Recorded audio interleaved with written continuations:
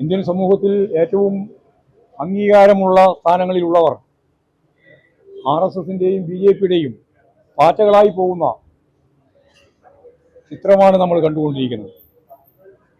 അവർ തന്നെ നിങ്ങൾ പറയൂ പാറ്റകളല്ല എന്ന്. ഒരു യൂണിവേഴ്സിറ്റിയുടെ വൈസ് ചാൻസലർ കുട്ടികളോട് എല്ലാ A+ വാങ്ങിയ കുട്ടികളോടാണ് പറയുന്നത്, നിങ്ങൾ പറയൂ നിങ്ങൾ പാറ്റകളല്ല എന്നും.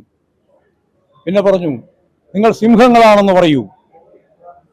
കുട്ടികൾ സിംഹങ്ങളാണെന്ന് പറഞ്ഞപ്പോഴും മിണ്ടിയില്ല, പാറ്റകളാണെന്ന് പറയാൻ പറഞ്ഞപ്പോഴും അല്ല എന്ന് പറഞ്ഞപ്പോഴും മിണ്ടിയില്ല. അപ്പോഴാണ് ചോദിക്കുന്നത്, നിങ്ങൾ ചായ കുടിച്ചില്ലേ, നിങ്ങൾക്ക് ജീവനില്ലേ പറയാൻ എന്ന് പറഞ്ഞാൽ സംഘപരിവാർ എന്താണോ ആഗ്രഹിക്കുന്നത്, ഗവർണർ കൂടി ഇരിക്കുന്ന ഒരു വേദിയാണ് അത്. അതിൻ്റെ അപ്പുറത്ത് കടന്ന് പറയുന്ന വൈസ് ചാൻസലർമാരുള്ള ഒരു നാടായിട്ട് കേരളം മാറിയിരിക്കുകയാണ്. ഇതിനെല്ലാം പൂർണ്ണമായ പിന്തുണ നൽകിക്കൊണ്ടാണ് VD സതീശനും ഉന്നത വിദ്യാഭ്യാസ വകുപ്പ് മന്ത്രി ഉൾപ്പെടെയുള്ളവരെല്ലാം ഇന്ന് നിലപാട് സ്വീകരിച്ചുകൊണ്ടിരിക്കുന്നത്. അപ്പോൾ സംഘപരിവാറിന് കീഴ്പ്പെട്ട ഒരു ഭരണ സംവിധാനത്തെയാണ് നമ്മൾ കേരളത്തിൽ കണ്ടുകൊണ്ടിരിക്കുന്നത്. അതാണ് നമ്മൾ അഭിമുഖീകരിക്കുന്ന ഏറ്റവും വലിയ ഗൗരവമുള്ള വർഗീയ ധ്രുവീകരണത്തിൻ്റെതായ ഒരു പ്രശ്നം. ഞാൻ ആ പത്രത്തിൻ്റെ പേരൊന്നും പറയുന്നില്ല, നമ്മളെ എല്ലാ കാലത്തും എതിർക്കുന്ന ചില പത്രമാണ് ആ രീതിയിൽ മുഖപ്രസംഗം തന്നെ എഴുതിയത്.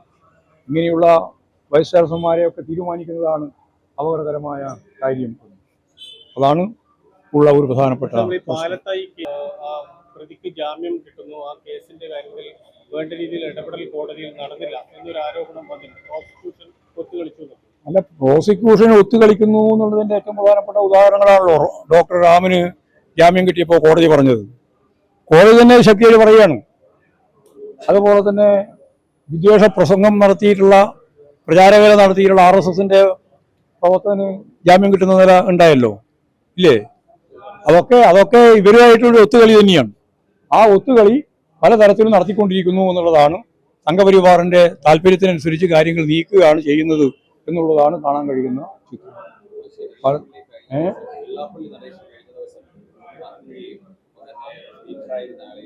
ആര്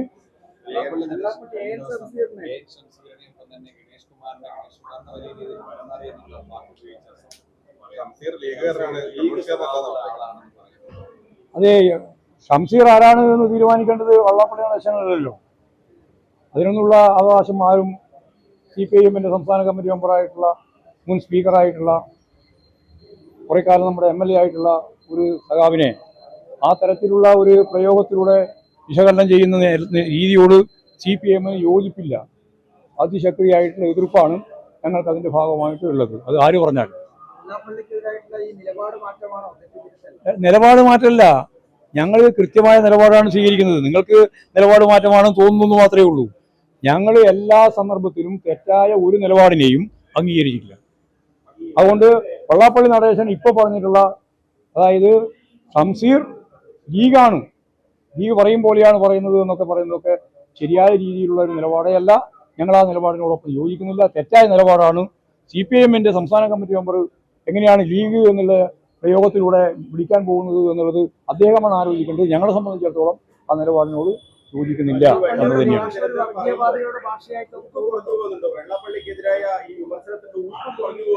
എങ്ങനെയാന്ന് ഊക്കണമെന്ന് പറഞ്ഞാൽ മതി.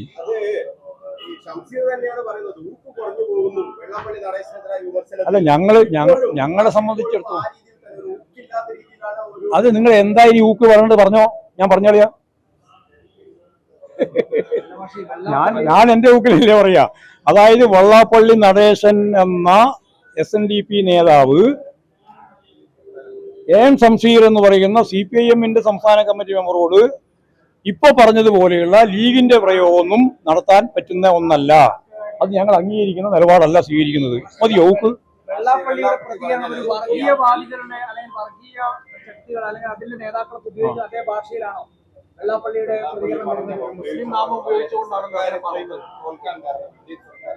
അല്ല, അതൊക്കെ ഞങ്ങൾ ഒരുപാട് ചർച്ച നടത്തി കഴിഞ്ഞിട്ടുള്ളതാണ്. അതിനെപ്പറ്റിയൊന്നും ഞങ്ങൾ ഇവിടെ ചർച്ച ഇപ്പോൾ ഇവിടെ പറഞ്ഞ കാര്യം സംബന്ധിച്ചിടത്തോളം ഞങ്ങൾ അംഗീകരിക്കുന്ന ഒരു നിലപാടല്ല. അതിനെ ശക്തിയായിട്ട് എതിർക്കുന്ന സമീപനമാണ് പാർട്ടി സ്വീകരിക്കുന്നത്.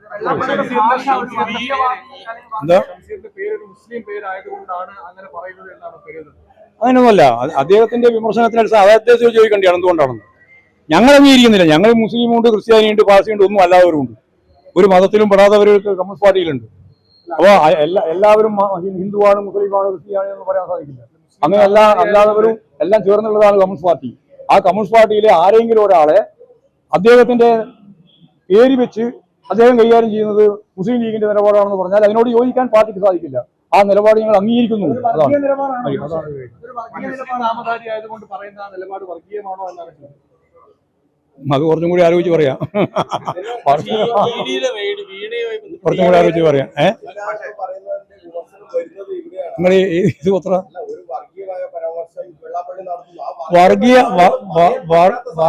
വർഗീയ പരാമർശമാണെങ്കിൽ വർഗീയ പരാമർശമാണെന്ന് പറയുന്നതിൽ ഞങ്ങൾക്ക് യാതൊരു തർക്കമില്ല. ഇവിടെ വർഗീയല്ല, ഇവിടെ ലീഗാ പറഞ്ഞത്. ലീഗ് വർഗീയമാണോ? ലീഗിനെ വർഗീയ പാർട്ടിയുടെ പട്ടികയിലാണോ ഉൾപ്പെടുത്തിയിട്ടുള്ളത്? ലീഗിന് വർഗീയമായ നിലപാടുകൾ സ്വീകരിക്കുന്ന സമീപനങ്ങളുണ്ട്. അല്ലാണ്ട് ഈ വർഗീയ പാർട്ടിയുടെ പട്ടികയിൽ പൂർണ്ണമായിട്ട് ഉൾപ്പെടുത്തിയ ഒരു പാർട്ടിയല്ല. എന്തായാലും അത് അദ്ദേഹത്തോട് ചോദിക്കേണ്ടതാണ്. ഞങ്ങൾ അംഗീകരിക്കുന്നില്ല, ഞാൻ പറഞ്ഞല്ലോ. പിന്നെ അതിനെപ്പറ്റി വെറുതെ വർത്തമാനം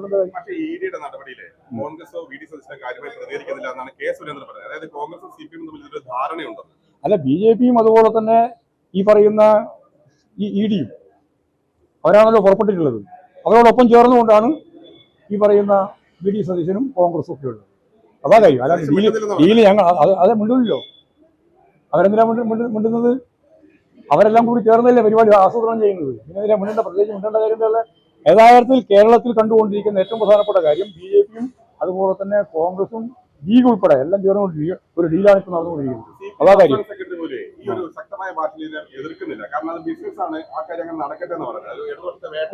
ഞങ്ങളെ സംബന്ധിച്ചിടത്തോളം ഞങ്ങൾ കൃത്യമായ നിലപാടാണ്. ബിസിനസ്സുമായി ബന്ധപ്പെട്ട കാര്യങ്ങൾ ഞങ്ങൾ ഇടപെടേണ്ട കാര്യമില്ലല്ലോ. അത് ബിസിനസ് കേസോ എന്ത് പറഞ്ഞ് നടന്നോട്ടെ. എന്നാൽ അതിന്റെ പേരിൽ പാർട്ടി നേതാക്കൾക്കെതിരായിട്ട് കടന്നാക്രമം വന്നാൽ അതിനെ രാഷ്ട്രീയമായും നിയമപരമായിട്ടും നേരിടും എന്നാണ് അന്നും പറഞ്ഞത്, ഇന്നും പറയുന്നത്. അതിൽ അന്നും വ്യത്യാസമില്ല, ഇന്നും വ്യത്യാസം.